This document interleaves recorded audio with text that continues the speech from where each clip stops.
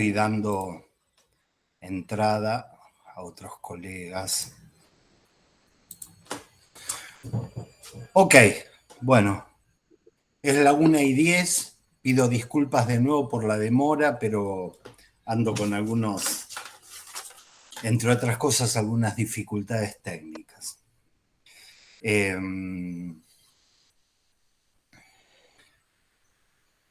No, disculpa por insistir. No, bueno. Quería contarles que cuando uno ve, y en general ve algunas series en Netflix o algunas otras plataformas, ve series sobre los romanos, sobre los griegos, sobre los vikingos, sobre los celtas, y en esas series hay historias de amor. Y uno más o menos ve que se queda con la idea de que la manera de amar de los vikingos era muy parecida a la manera de amar de los uruguayos hace 5 años, o de los indios Sioux. En fin, uno se hace una idea del amor como un fenómeno atemporal, acultural. Y entonces le pedí a Luciana Trocero si podía trabajar para nosotros algunas cuestiones sobre la historia del amor y algunas historias de amor. Le dejo a Luciana la palabra, me muteo y los invito a mutearse a los que no están así. Luciana, te escuchamos. Bueno, ¿qué tal? Buenas tardes, buenos días. Bueno, gracias a los que están y a Roberto por la invitación a leer, a escribir sobre el amor. Me recomendó la lectura de un libro, Roberto, un libro de historia de amor, que se llama La más bella historia del amor. El autor es Dominique Simonet y bueno, la tapa del libro está ahí publicada en el grupo.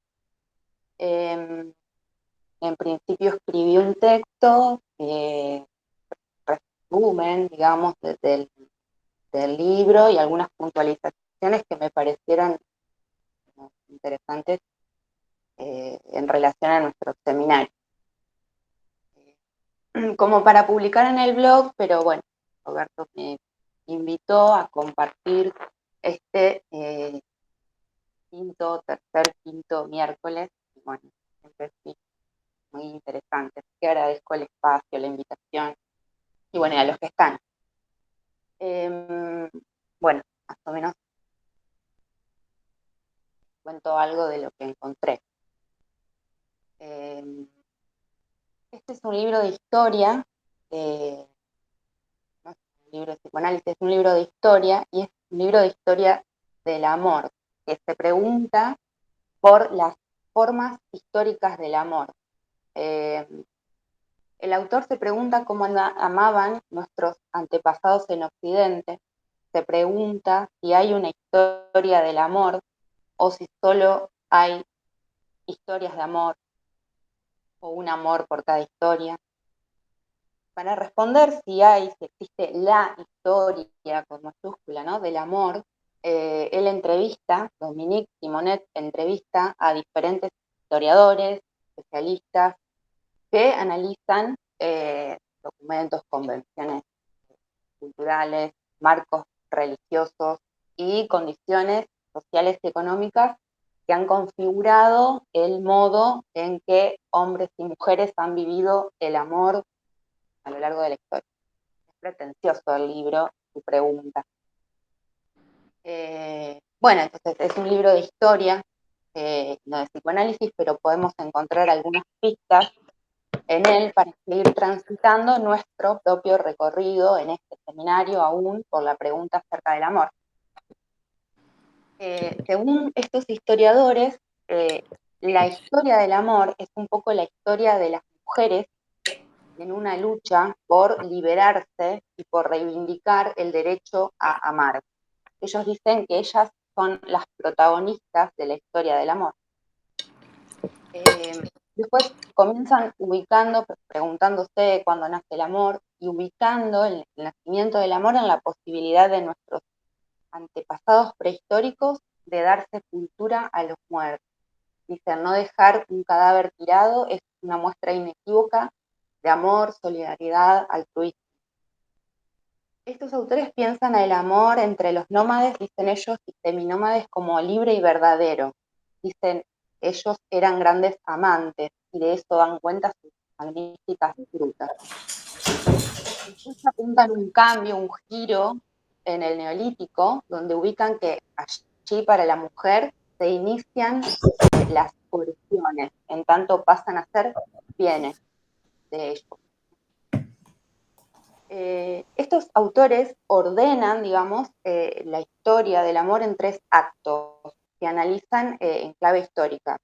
O sea, actos que analizan la aparición del amor a lo largo de la historia. Cada acto con sus escenas. Primer acto, el matrimonio. Segundo acto, la entrada del sentimiento, historia del amor. Y tercer acto, por fin, el placer. Sobre el matrimonio, nace entre los romanos, pero el matrimonio entre los romanos, o sea, el matrimonio en sus orígenes, nada tenía que ver con el amor, cuentan. Los romanos no se casaban por amor, sino que el matrimonio era un deber cívico más y un modo, sobre todo, de aumentar la cantidad de ciudadanos romanos.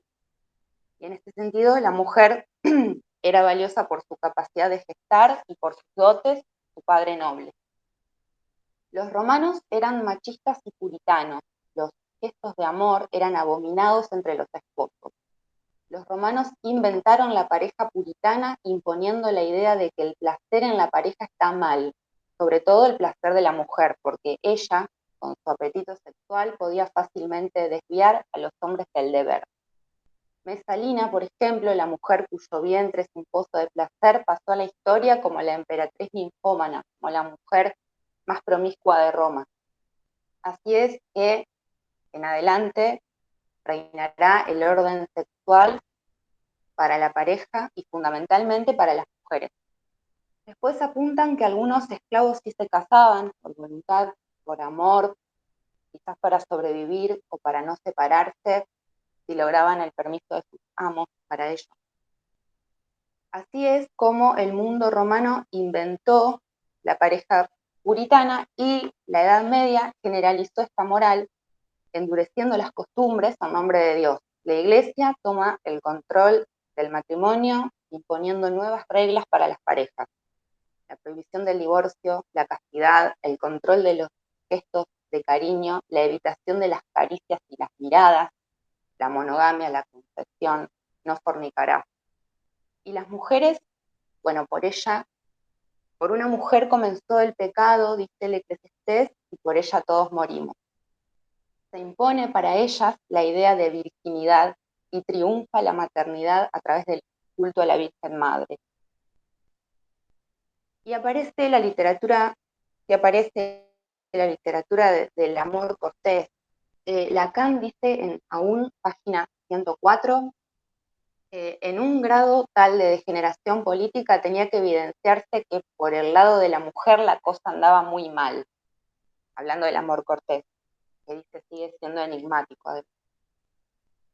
El malestar en la cultura se hacía sentir del lado de ellas, que no estaban dispuestas a consentir con el lugar de súbditas que el poder les asignaba. Algunas se refugiaban en el adulterio y, según estos autores, esto es justamente una de las cuestiones que la literatura del amor cortés refleja. Poetas y trovadores supieron escuchar eso que la mujer necesitaba estaba propiciando la creación de la dama a partir de la delicada conducta que debía respetar en el acercamiento al caballero. Y entregarse al amor tenía graves consecuencias. Abelardo y Eloísa pagaron un precio muy caro por su pasión. Las consecuencias de este amor prohibido intentaron funcionar como ejemplo, influenciando el modelado de las conductas. Pero fue el fuego de sus cartas de amor lo que influenció a poetas y filósofos. La correspondencia atribuida a la pareja funda, de alguna manera, dicen, la literatura francesa. Llega el Renacimiento y el amor tampoco renace, dicen estos autores, al menos no desde el punto de vista de los poderosos. Iglesia y Estado ahora colaboran mutuamente, imponiendo el orden sexual y moral. De acuerdo a estos autores, el matrimonio para las clases nobles seguía sin ser un lugar para el amor, el placer o el sentimiento. Se desarrollaba entre ellos una forma de libertad sexual clandestina. Iban al encuentro del placer en la prostitución y el adulterio. Gran parte de las clases dirigentes escapaban así al pretendido orden sexual, también las mujeres. En tiempos de Enrique IV, dicen estos autores, las mujeres de la nobleza vuelven del sermón del brazo de sus amantes riéndose de los predicadores que ostentan su aversión por la carne, fustigan la desnudez y condenan el uso del escote. Lentamente se pasaba de un libertinaje oculto a uno más reivindicado. Don Juan será su teorización y sabe su delirio. Después hace entrada en este momento el acto del sentimiento, dicen ellos, que de acuerdo a los historiadores ubican algo así como que entre los campesinos sí comenzaba un renacimiento diferente, y en este sentido el mayor fenómeno amoroso en este periodo estuvo dado en las clases populares. Son los pobres los que inauguraron el matrimonio por amor. Se casaban por amor, un amor que incluía la atracción física. Ellos iniciaron una lenta transformación del desarrollo de la libertad sentimental. Simplemente, dicen estos autores, es difícil encontrar huellas históricas de esto. El amor y la revolución tampoco hicieron buena pareja. La revolución no fue precisamente la del amor. Hombres y mujeres, según estos autores, no aprovecharon el espíritu de libertad e igualdad de 1789 para liberar sus amores. Fueron los filósofos del siglo XVIII quienes abrieron una puerta a la idea de la libertad y la igualdad en la pareja. En cuanto a la mujer, reinaba por estos tiempos una total dicotomía, como en Balzac, por ejemplo, aparece, por un lado, Madame de Mortsauf, un ángel de pureza que muere por sus deseos reprimidos. Por otro, la perversa y ardiente Lady Dudley. Para los hombres de este tiempo, dicen los autores, había dos tipos de mujeres, el ángel y la zorra. En el siglo XIX las dicotomías siguen presentes, quizá más que nunca. El poder reprime el sexo, pero se obsesiona con él, hostiga la desnudez, pero mira a través de la cerradura, encorseta la pareja conyugal, pero promueve los burdeles. La complicada refinación de las vestimentas femeninas tiene efectos perversos. El erotismo se fija en la cintura, el pecho y el deseo de cortar el cabello de la mujer. El cuerpo femenino es idealizado y a la vez degradado, una verdadera dualidad. Ayer era usted una divinidad, hoy es una mujer, escribe Baudelaire. En 1846, una mujer de la sociedad burguesa, cuando hace una tontería, debe hacerse el ángel, comentaría más tarde Jean-Paul Sartre. Las mujeres, por su parte, no decían mucho, no hablaban del placer, ni siquiera en sus diarios íntimos. En cambio, entre los hombres, el tema ya no era tabú y el imaginario masculino se nutrió de los estereotipos de antaño. Un viejo trasfondo libertino formó a los hombres del siglo XIX, según estos autores.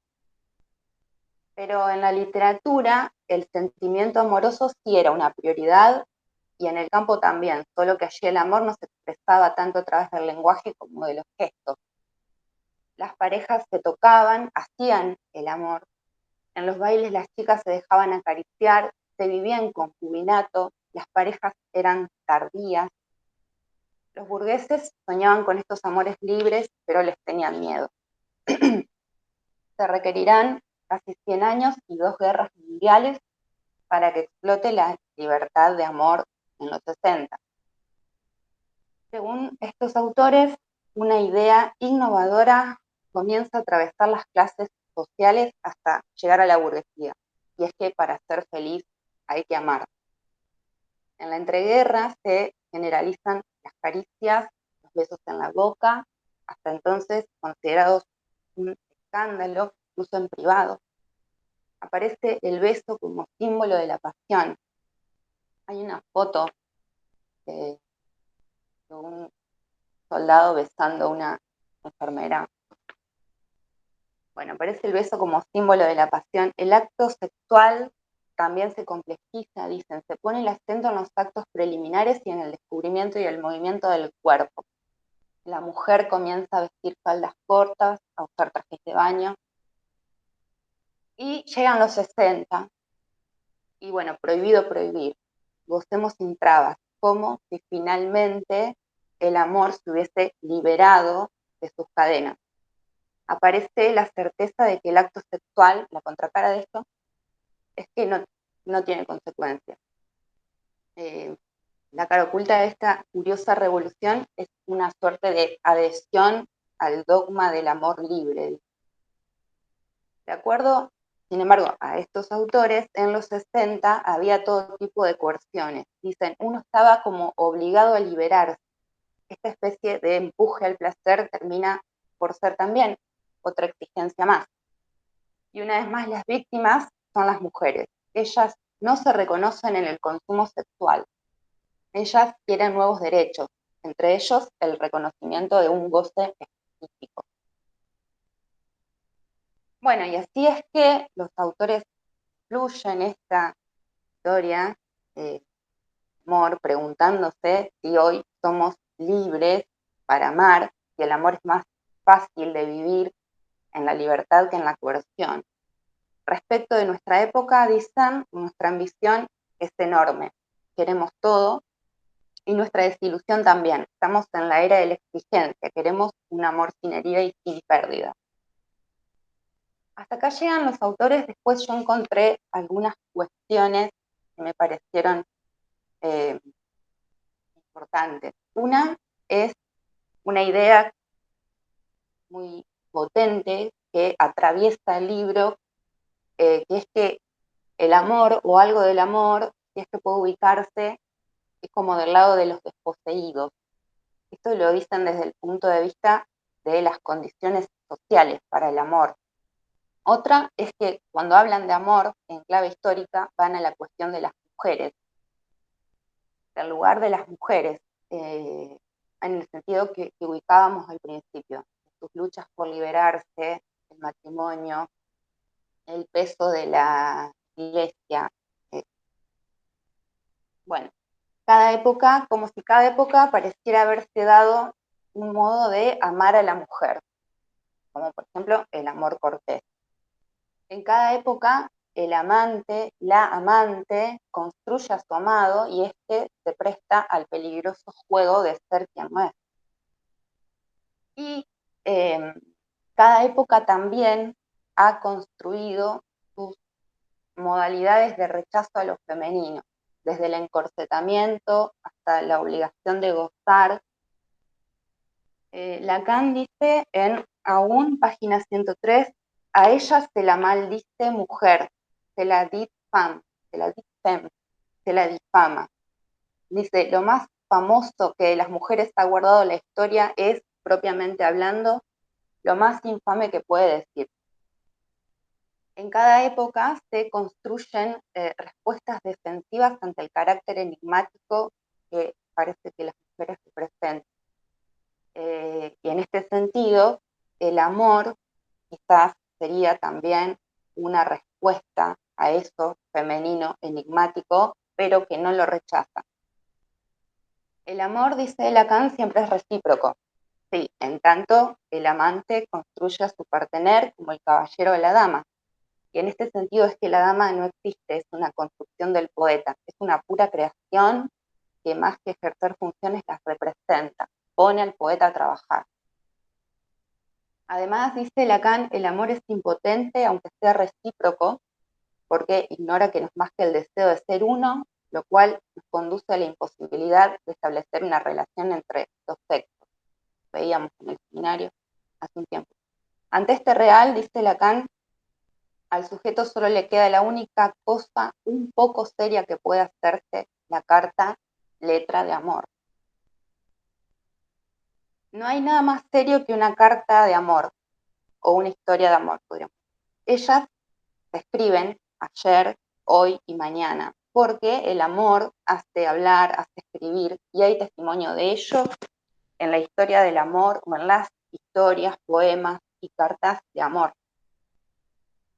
Entonces, volviendo a la pregunta que inicialmente se hicieron estos autores, que es si existe una historia del amor, bueno, podríamos decir que quizás sí, y sea lo único serio que tenemos. Historias o cartas de amor que son algo así como testimonios de lo real y como él no cesan de no escribir. Bueno, esto fue lo que yo preparé para ustedes. Y me llevó un tiempo, no tanto leer el libro como decidir qué escribir, porque es un libro que tira mucho dato, mucho dato, mucho dato. Entonces uno puede ir por acá, puede ir por allá, por allá, por allá. Muy interesante. Les recomiendo la lectura. Y bueno, yo dejaría acá. Si quieren, conversamos. Bien, Luciana, particularmente te agradezco inmensamente el trabajo de lectura, no solo, digamos, leer el libro, sino incluyo en el concepto de lectura cierto acto interpretativo que haces. ¿Sí? Y abro para el lugar de la conversación. Particularmente yo no he preparado ningún comentario del libro y tampoco sabía exactamente qué ibas a decir. Pero bueno, conversemos un poquito sobre esta historia del amor que nos trae Luciana. A ver, alguno que tenga comentarios, preguntas. ¿Alguno levantó la mano? Amalia Bien. levantó la mano. Amalia. Hola, muy bueno, Hola. Luciana, temazo. Bueno, gracias. Me pareció muy interesante, ¿viste? Cuando uno escucha todo el tema de la historia del amor, al menos en Occidente, ¿no? Y algo que vos mencionabas en relación a los años 60, creo que una de las cosas importantes es el descubrimiento de la píldora anticonceptiva, ¿no? Porque si bien este ideal entre la Virgen María y la zorra, la puta, digamos, marca una situación, el tema es la liberación de la mujer de la maternidad, ¿no? Que siempre se asocia Totalmente. la buena, la dulce, la señora para tener hijos, digamos, ¿no? Sí. Y creo que ahí es interesante esta cuestión que tiene que ver con el amor, que, bueno, que nos toca a las mujeres responder más allá de la maternidad, ¿no? Pero que está esta cuestión entre la puta y la santa. Y volviendo a leer El tabú de la virginidad, me pareció muy interesante lo que Freud aporta ahí, que parece como fuera de época, y sin embargo mi sensación es que está bastante en época, ¿no? En relación al goce femenino. ¿De dónde, digamos, por qué me pareció interesante? Porque hay algo en la pérdida de la virginidad que, bueno, en los años 60, 70 igual tenía como un valor la virginidad, ahora es un problema que hay que sacárselo de encima lo más rápido posible, las pibas tienen otra relación a eso, pero hay algo de comprometer el cuerpo, ¿no? Y cómo hay algo de la entrega del cuerpo y además es en la primera relación, que puede sangrar o no sangrar, esto y el otro, pero digamos como un equivalente ahí a la castración y todo lo que de alguna manera importa. Así que bueno, te agradezco muchísimo tu recorrido. Gracias. Bueno, no, gracias a vos. Sí, los autores también mencionan la importancia de la píldora, el aborto. Bueno, sí.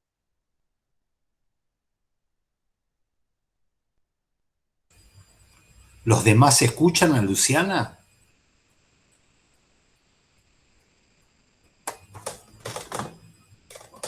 Yo también estaba volviendo al tabú de la virginidad.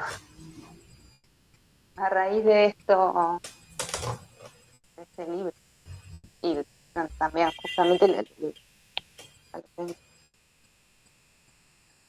Sí, como que qué otras pasó con cuestiones todo de eso. Freud, obviamente.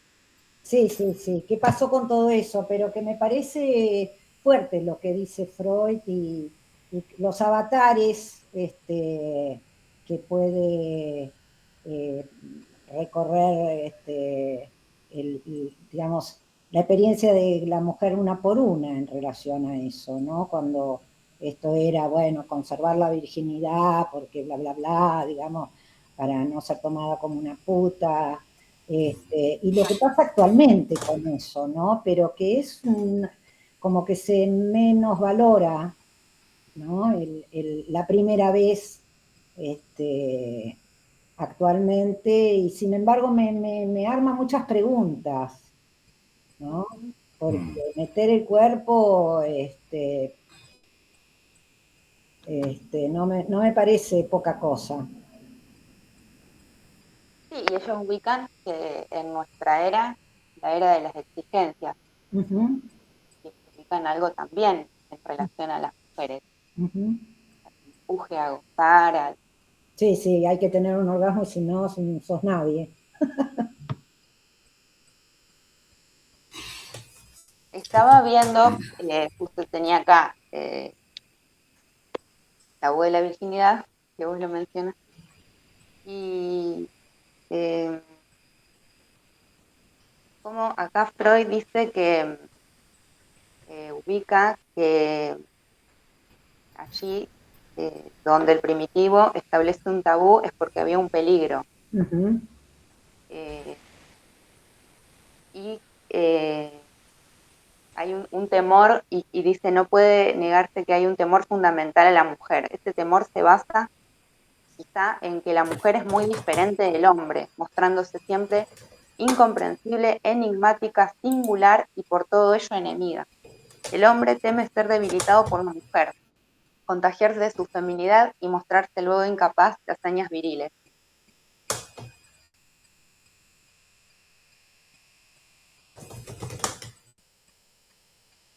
Punto de partida del temor.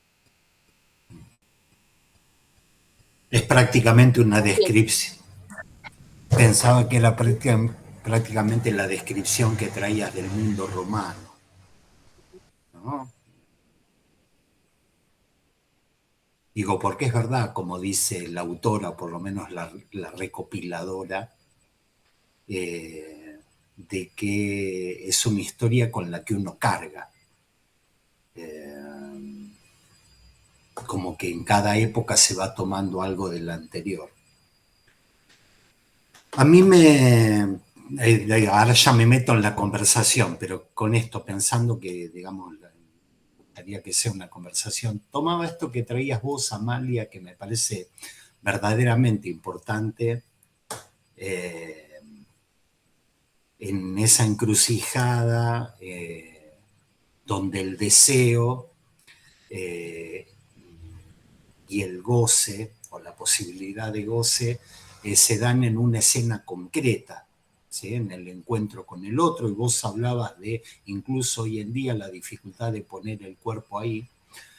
Y en realidad, estoy admitiendo gente, en realidad nuestra época encontró las maneras de arreglárselas para que se pueda entrar ahí sin poner el cuerpo. Digo, si los encuentros siempre estuvieron posibilitados por un discurso, por un orden simbólico, ¿no? Por un orden simbólico en la época donde el orden simbólico muestra más vacilaciones, más fallas, ¿sí? Donde se develó como un semblante, ¿sí? Más dificultoso sería el encuentro entre los seres sexuados, ¿sí? Y verdaderamente se las arreglan para llegar sin poner el cuerpo, incluso si el cuerpo orgánico está en la escena. Uno se cansa de escuchar personas que toman unas pastillas para saber que la performance en el encuentro de alguna manera está garantizada, y es una manera de hacer con el peligro del que hablaba Luciana, ¿sí?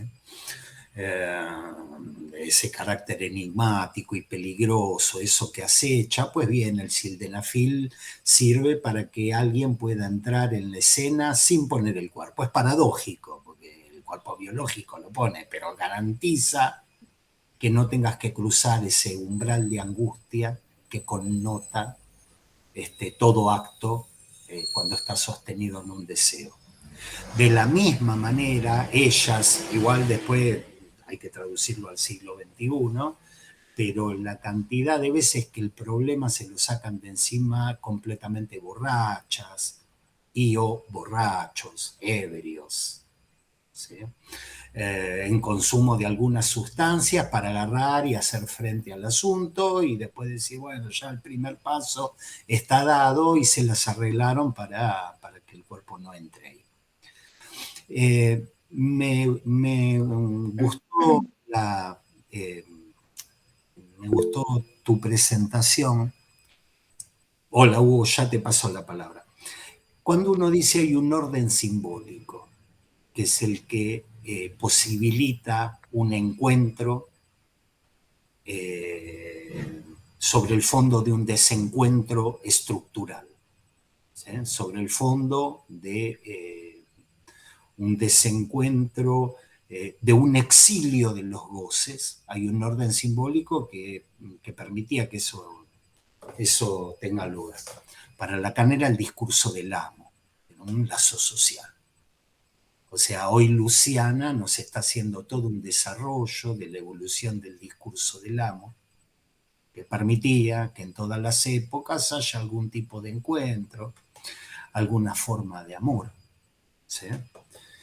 La evolución del discurso del amo, y ustedes cuando agarran ese discurso, si van al piso superior, van a ver que se trata de lo que hemos estado hablando durante tantos años, un S1 que se dirige a un objeto. ¿Sí? Bien. En realidad no es tan así, porque se dirige a un esclavo, pero es un esclavo que tiene un valor de objeto, puede producir un goce. Lo que estaba, digo, pues si no nos vamos medio al seminario 17, al cambio de ese discurso. Y en ese sentido me impresionó, yo ya lo había encontrado, esa frase que es la primera que trajiste. La historia del amor es la de una larga marcha de las mujeres para liberarse del arnés religioso y social y reivindicar ese derecho, sin embargo, elemental, el derecho de amar, ¿no? Es una frase muy fuerte, porque te dice, la historia del amor es la historia de la reivindicación del derecho de amar por parte de las mujeres. Sí, Hugo, ya te paso la palabra. A lo mejor se le esté activando automáticamente. La historia del amor es la historia de la reivindicación del derecho de amar por parte de las mujeres. Es un tema muy interesante porque vos hablabas de dos, al menos de dos reivindicaciones, ¿no? La reivindicación de un goce específico del lado de las mujeres, lo pusiste en una época. En una época empezaron a reivindicar un goce específico. Y uno puede agarrar y decir, ¿cuál será? El goce fálico del que tanto estuvimos hablando y hace tiempo que venimos hablando. ¿Será eso lo que reivindicaban? Nosotras también tenemos derecho, tenemos nuestra parte en el goce fálico. ¿Será que un goce específico es otra cosa y se junta ese derecho de amar? La historia del amor es la historia de la reivindicación del derecho de amar por parte de las mujeres. Porque si fuese del derecho de amar, nos podríamos preguntar si tiene que ver con algo que, aunque hable de amor, está hablando de un goce. Porque el amor erotómano, habíamos dicho, cuando hablamos de las mujeres o de la mujer en las mujeres, parece que el partener es el partener sustrato de un amor erotómano, de un amor cercano a la idea de lo sin límites, cercano a la idea de lo ilimitado.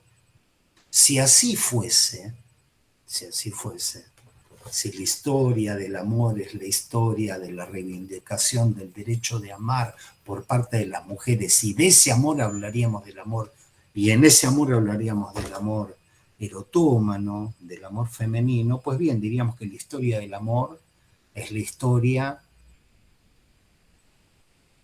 en que ese lazo, el discurso del amo, que es la manera de representarse en el inconsciente, la relación sexual que no hay, la representación en el inconsciente de la relación sexual que no hay, se da a través del discurso del amo. Un amo que se dirige a una esclava que le va a producir una satisfacción, ¿sí? Será la historia de darle un lugar al goce femenino. Paso la palabra, era esto nada más, una elucubración de lo tuyo, te agradezco de nuevo, Lucía. Qué bueno, Roberto. Muy buena articulación. El amor. El amor. Estoy leyendo por la tercera vez eso.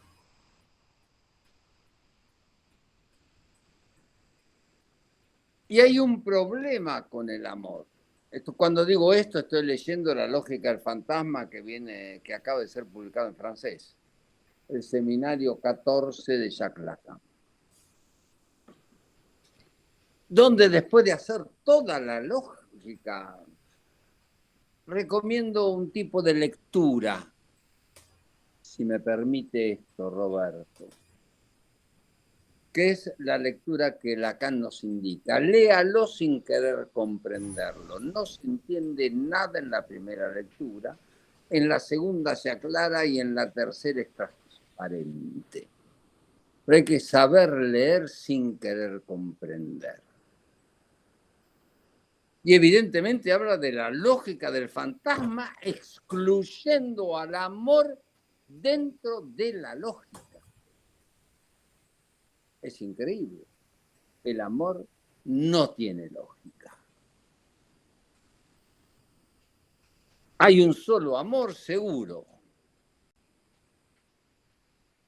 Se lo llama amor. Y por eso Lacan, que es de la madre a los hijos. Eso es casi seguro que existe. El resto hay que inventarlo. Y en la invención hay que saber si uno tiene, como se dice, uñas de guitarrero. O sea, la invención, el amor es una invención. Como el amor de transferencia es una invención. A tal punto que el amor de transferencia, cuando pura invención de una paciente, creó al psicoanálisis. Porque hay que saber que... Perdón. Porque el amor de transferencia, decía, es una invención pura, de la cual el señor Breuer, digámoslo rápidamente, se cagó en las patas. Con razón, porque él creía que tenía que responder. Y Freud lo que inventó fue el amor de transferencia, que después Lacan lo llamó el sujeto supuesto saber. O sea que la historia del amor es una historia muy particular. Y además hay que saber que si no hubiese habido esta historia del amor dentro del psicoanálisis, el psicoanálisis como tal no existe. Porque por ahí empezó. Es una historia del amor que se convirtió en una teoría, lo cual hace pensar que es a partir del amor que se puede crear algo.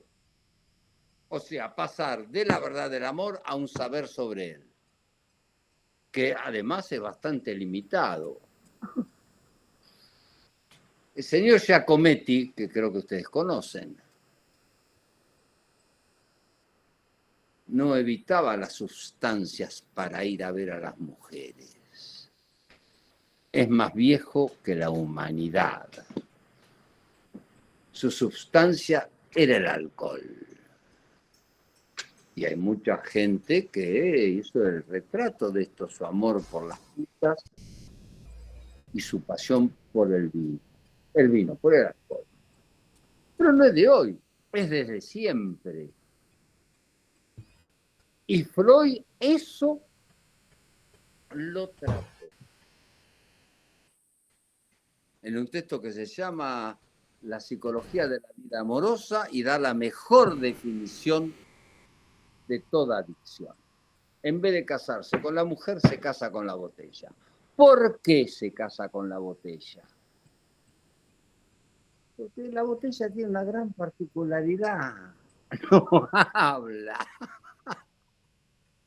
No pide nada.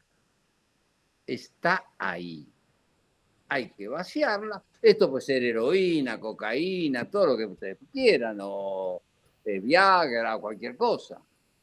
Si vos querés, aquí estoy. Por eso, cuando se dice que las mujeres inventaron el amor, me parece muy bien. Tendría que dar la fórmula de esa invención. Que yo sepa, no la han dado. A tal punto que alguien que ama el tango puede decir ese algo que te vende, sin poder definir ese algo. Y además dice después una negación. Yo no sé si es la mirada, tu manera de ta. Nunca dice qué es ese algo que te vende. Ahora, ¿qué tiene de resonancia eso para mí hoy en lo que acaba de decir Roberto? Y que se dirige a las mujeres, porque el psicoanálisis entre poco depende exclusivamente de las mujeres, o a menos aquellas que se titulan como tal, porque el 95% de las admisiones dentro de la escuela analítica del mundo son mujeres. Y tal vez van ahí para dar la fórmula del goce femenino más alguna idea de lo que es el amor. Alguna idea. Porque ese es uno de los nombres de lo real, el amor. Que no se escriben los otros.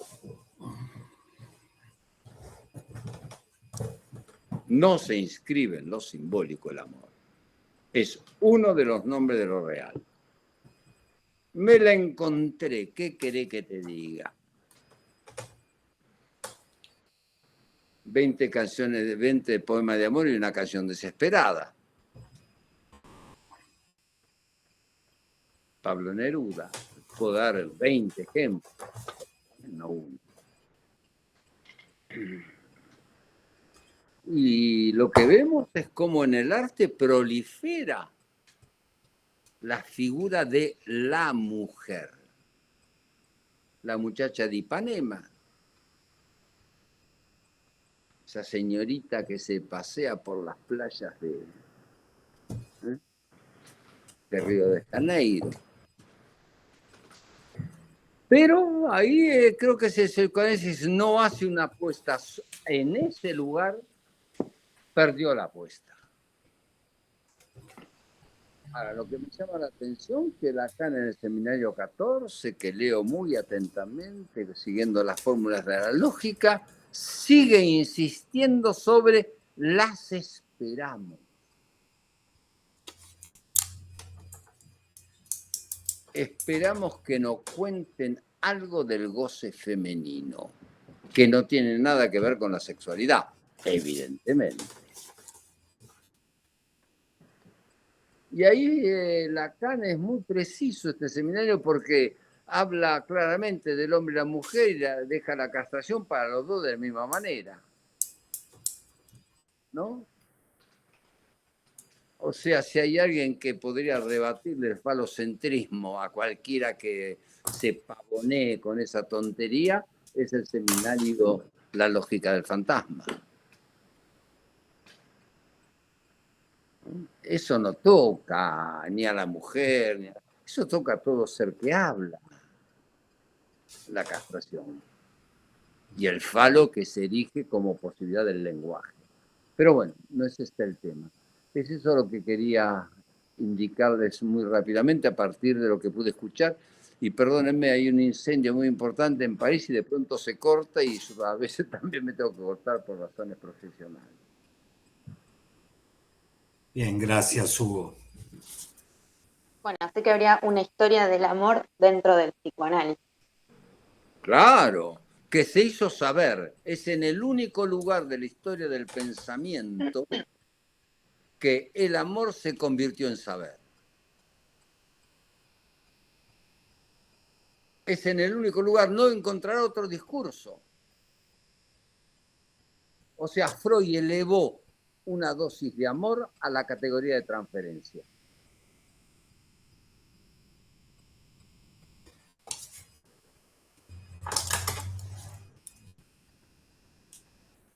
El resto son obras de arte.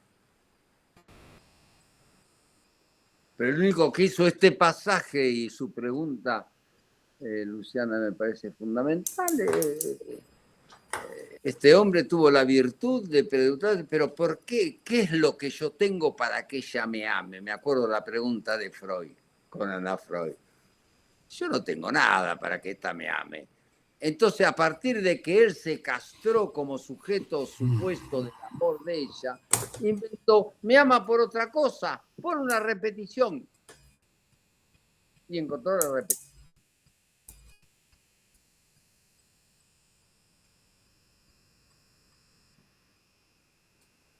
Repite conmigo algo, o sea, y al mismo tiempo usted sabe que se inventa el concepto de repetición y el concepto del amor, tiene la estructura básica de todo lo que es el psicoanálisis. Usted puede darme lo que me falta. Freud le dijo, ¿cómo no? Póngase a hablar. Y me dio lo que me falta al final. Le dice, no, le dice saber que eso que le falta le va a faltar. ¿Qué va a hacer? La dura. Yo lo digo en la política porque me gusta más también darle un poco de sabor a eso. Pero ni Freud descubrió la fórmula del amor hasta el final de su vida. Para él el inconsciente era una X. Último texto. Y le preguntaba a las mujeres, ¿qué es lo que ustedes quieren?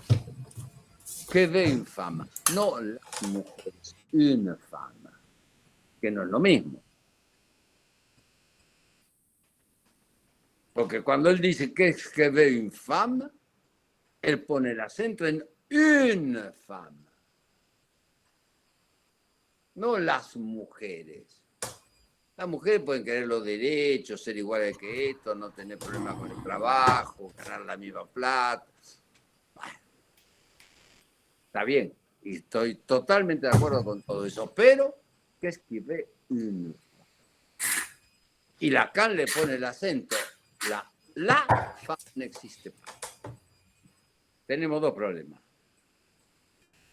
Entre la une y la. Es un problema de lógica.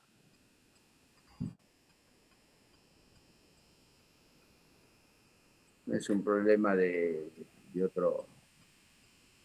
Y lo que decía Roberto, lo que pude escuchar, y me disculpo de mis interrupciones, es ¿qué pasa con el discurso, la tensión entre el discurso del amo y el discurso capitalista?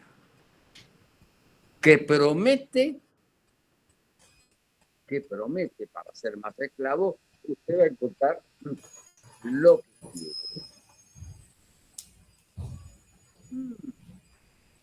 Serio problema.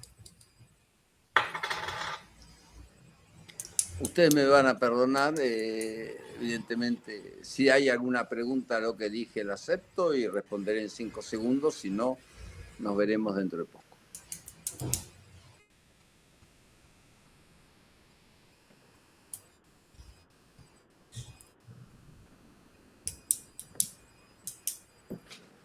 Bye bye. Gracias, Hugo. Chao, hasta luego.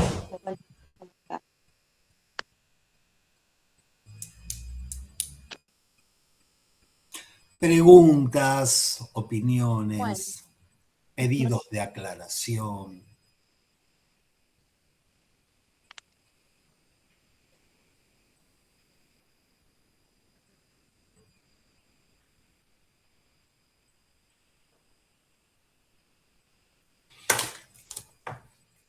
Te hago una pregunta, Luciana. ¿No? Yo al momento de ofrecerte trabajar este texto tenía mis dudas, no sabía si ofrecerte este o el banquete, ¿no? Lo que pasa es que cuando uno le pide a otro trabajar algo sobre el banquete, rápidamente todo el mundo va a hacer un trabajo sobre el seminario de la transferencia y se hace difícil para el que lo presenta. Pero la pregunta que te quería hacer, orientado un poquito a partir del banquete, donde hay muchas teorías del amor, donde hay varias teorías del amor, ¿no? Que Platón pone en diferentes filósofos, y la puesta en acto de la declaración de amor de Alcibíades, que entra borracho y no hace ninguna teoría del amor, sino que lo encara Sócrates diciéndole te amo, ahí entra borracho. Entonces una cosa es una teoría sobre el amor y otra una declaración en acto, ¿sí? Te quería preguntar si en este texto vos pudiste aislar algo que tuviese alguna conexión con el goce femenino, algo donde vos digas, acá rozaron algo, ¿sí? Esta frase, ¿no? Es la historia de reivindicar su derecho a amar, si encontraste algo de eso, o si, por el contrario, vos pensás que es una historia del amor escrita estrictamente del lado macho de las fórmulas de la sexuación. No sé si es clara mi pregunta. ¿Sí? Sí, es clara, no, pero compleja. Bien. Vamos, trabajemos Hay algo juntos. del discurso, esto del que decías hoy, ¿no? Del discurso del amo, la historia de este. Pero no me pareció que los autores estén parados en el lado macho. Por el contrario, van todo el tiempo a buscar algo, respuestas quizás, en las historias de las mujeres, Ajá. Y no es que se preguntan por el goce femenino, porque no es una pregunta que puedan quieran hacerse, pero quizás sí se podría encontrar algo de esto en algunas escenas de algunas mujeres que osan dar lugar a sus deseos. Y eso produce en el hombre y en otras mujeres el rechazo, el repudio de lo femenino. Bueno, se me ocurre algo de eso, como si algo por ahí nombran, ¿no? Como mujeres de la historia, nombré a Mesalina, bueno, unas otras, pero las mujeres que osaban dar lugar a sus deseos, ¿no? Enamorarse, tener sus amantes, bueno, se construía respecto de ellas toda una parafernalia para educar. ¿Qué pasa con eso? Bueno, no sé si ahí hay algo del goce femenino, Bien, pero bien, como está que bien. Por el lado de la en eso me infamia, pareció que por el lado de la infamia, de las infames de la historia, ¿no? sí. Mesalina y algunas otras. Ujú. Bien, ok. No sé si esto tiene que ver con el goce femenino, pero llama la atención. Es como si la mujer siempre está en otro lugar. Bien, ok. El intento de rescatar algo de esto vos lo encontrás en los diversos autores del libro. Algo de esto, buscar algo, encontrar algo de esto. Ok. Juan, levantaste la mano. Hola, ¿se me escuchan? Sí. Bueno, antes que nada, agradecerte, Luciana, muy buena la clase, la verdad me encantó. Complejo el tema, complejo, y, y de repente, nada, me estaban haciendo eco entre lo que dijo Hugo recién, lo que te preguntó recién Roberto, y lo que planteaste vos durante la clase, ¿no es cierto?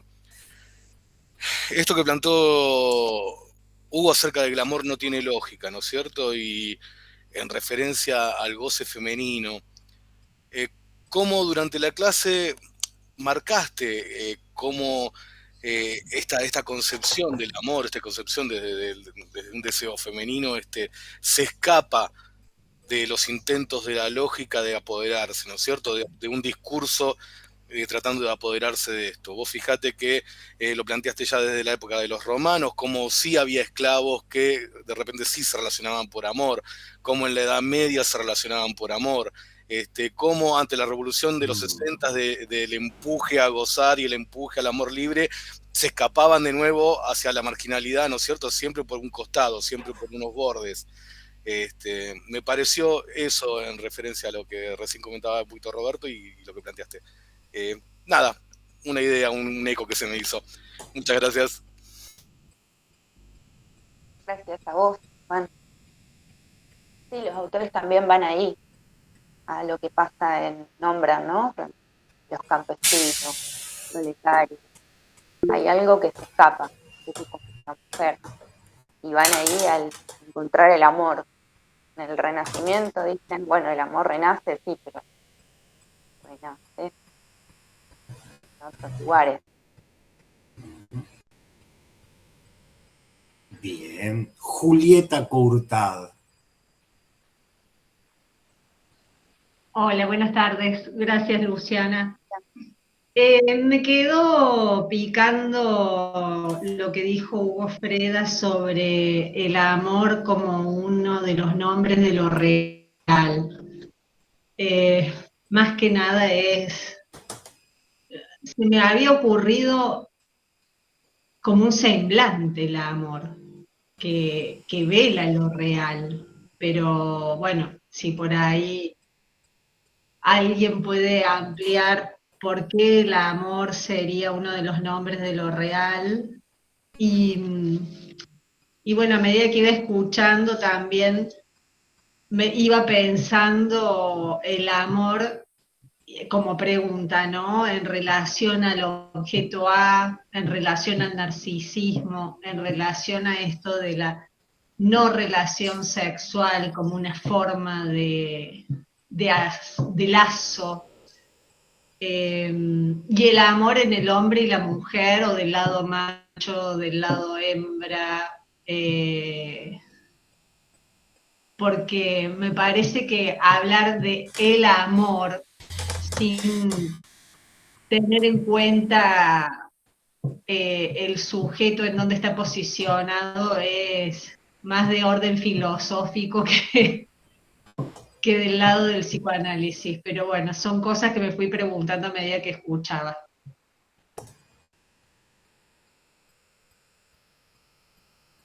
Bien. A ver, yo no voy a responder eso porque habría que preguntarle a Hugo el amor como uno de los nombres de lo real. Sí, lo que podría dar así es como una pequeña orientación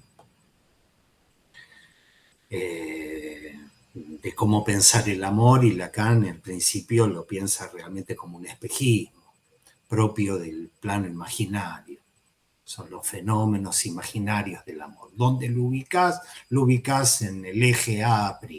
Eso es el amor. Y es un obstáculo a la aparición de una palabra plena que viene del otro, del inconsciente. Entonces uno dice, bueno, ¿cómo lo pienso? El amor y qué sé yo, lo pienso desde el lado del imaginario. Esa es una manera. Que es diferente cuando años después, en 7, 8, lo que pasa es que uno termina dando una historia en vez de responder la pregunta. El amor empieza a jugarse en el plano simbólico. Es la metáfora del amor. Más simbólico que una metáfora, imagínate, ¿dónde vas a ubicar algo más simbólico que una metáfora? Y es la metáfora del amor, y entonces Lacan empieza a pensar el amor desde lo simbólico como una manera de respuesta al deseo, es el deseo del otro. ¿Sí? Y hay un momento donde dice, sí, bueno, pero esto no termina dando cuenta de lo real del amor. ¿Sí?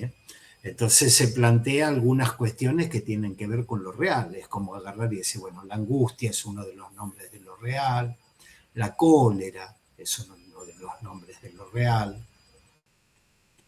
Y en última instancia, me parece a mí, lo vamos a ver, tal vez veamos algo de esto en algunas clases, donde el amor tiene que ver con una manera de gozar. Es un goce el amor. El problema es que vos tenés razón, no se puede pensar eso al margen de las posiciones sexuadas. No se puede pensar al margen. No es como hacían los griegos que de repente, como dice Lacan, hablaban de la tendencia, hablaban del amor en abstracto. Acá no estamos hablando del amor en abstracto. Estamos hablando de lo que le pasa a ese tipo que pone el objeto A en el campo del otro y crea esa otredad del amor. Crea ese partener, lo inventa. ¿Sí? ¿Será esa la única manera de amar? Que es la manera que yo digo es la manera del macho de amar. ¿Será esa? Bueno, yo creo que no, pero la tengo que mostrar donde Lacan dice que no, y entonces habrá otra manera de constituir una otredad, ¿sí? Habrá un régimen del goce diferente, ¿sí?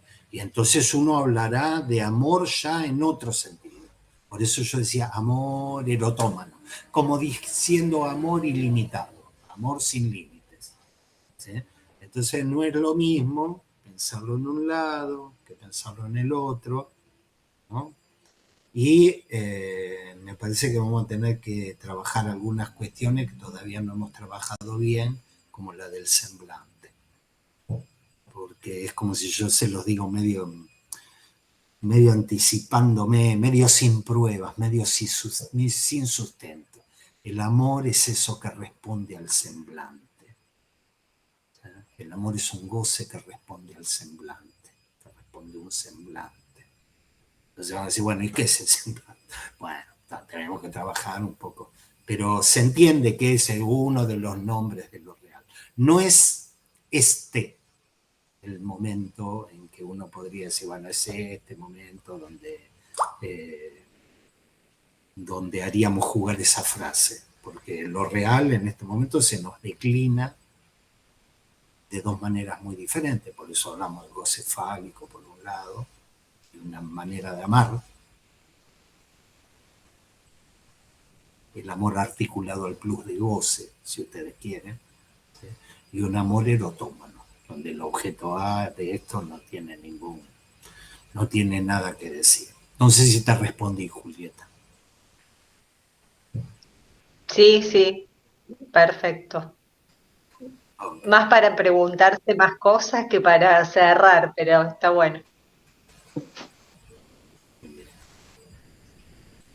Bueno, preguntas, comentarios, algo que nos quieras decir, Luciana, porque recorridos como este que hiciste dejan algunas cuestiones en el bolsillo que te las llevas para vos y dejan muchas preguntas también. Preguntas, cuestiones, cosas no cerradas sobre el amor.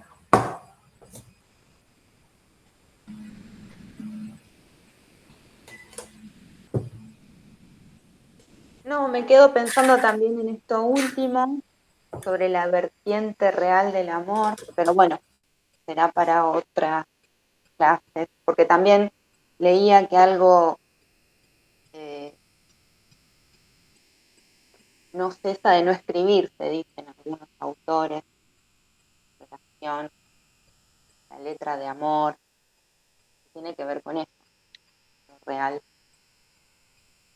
Después sí, bueno, habría muchas otras cosas para leer, para pensar.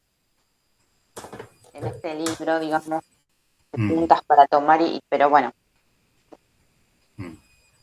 Bueno, ya tenemos una historia y detrás de las historias una carta, que está bien lo que vos decís, porque una carta de amor, pero deberían poner una letra, o tal vez lo pusieron en la versión castellana, porque son una serie de letras, esa seriedad. Ese barrado se dirige a, y A se dirige al falo, y por otro lado se dirige a significante del otro tachado. Eso es una carta, una letra, ¿sí? Y en tanto tal, eso se escribe. Y en tanto tal, eso no cesa de escribirse. ¿Sí? Entonces uno diría, ay, tengo una carta de amor. ¿Quién la escribió? Un macho. Ah, eso es necesario. Eso no cesa de escribirse. Eso una vez que se escribe, no es que no se escribe, sí se escribe. Y una vez que se escribe no se borra. No se le borra al tipo. Es como una maquinaria muy básica. Ellas a veces dicen son básicos, son rústicos, porque es algo que no cesa de escribirse, no se borra, pero tal vez estemos en la línea de algo que, como decís, Luciana, no cesa de no escribirse, y el tipo se cansó y dijo, bueno, vamos a ver si haciendo algún nudito puedo traer alguna especie de saber sobre esto, porque si lo estoy esperando por la escritura me puedo morir, después de que por ahí no va a salir. Se entiende cuál es la lógica de lo que no cesa de no escribirse. Bien, bueno, si no hay otra... Sí, Luciana, ibas a decir algo. No. Ok.